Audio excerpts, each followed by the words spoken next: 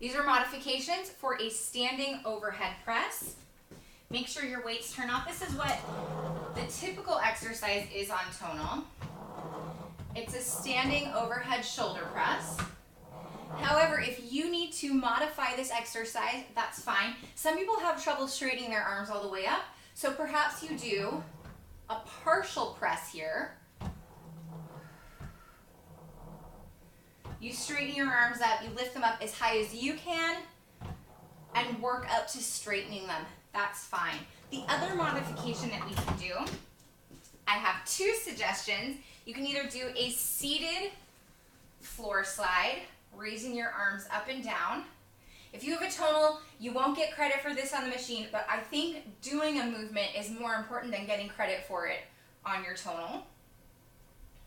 You can do it seated, or you can come over to a wall. Try not to hit any of your cat paintings.